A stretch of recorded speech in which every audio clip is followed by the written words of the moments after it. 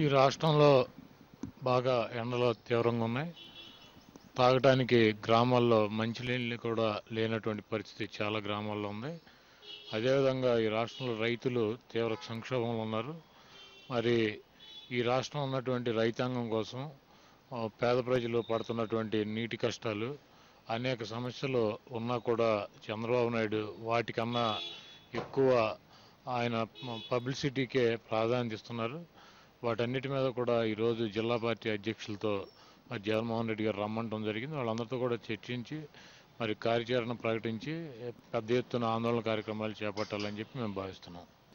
ఈరోజు ఈ రాష్ట్ర ముఖ్యమంత్రి చంద్రబాబు నాయుడికి పబ్లిసిటీ పిచ్ ఎక్కువ.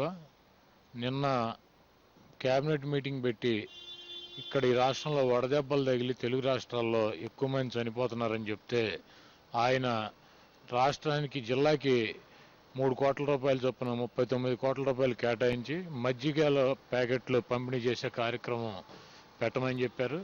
అదేవిధంగా మున్సిపాలిటీల నుంచి పంచాయతీల నుంచి కూడా మరి పెద్ద ఎత్తున చలివేంద్రాలని నిర్వహించాలని చెప్పారు. చలివేంద్రానికి మీరు కనుక పరిశీలించినట్లయితే రాష్ట్రంలో నాకు గుడివాడలో పెట్టిన చలివేంద్రాలు అయితే చాలా విడ్డూరంగా ఉన్నాయి. ఎందుకంటే అక్కడ ఒక 4 బిందులు, 4 గ్లాసులు, ఒక మనిషిని పెట్టారు.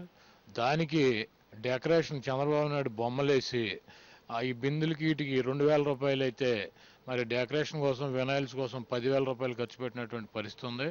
ఈరోజు చంద్రబాబు నాయుడు పబ్లిసిటీ పిచ్చితో మరి అనేక కార్యక్రమాలు పెడుతున్నాడు. అవన్నీ కూడా ప్రజలకు ఉపయోగపడేటువంటి కార్యక్రమాలు కాదు.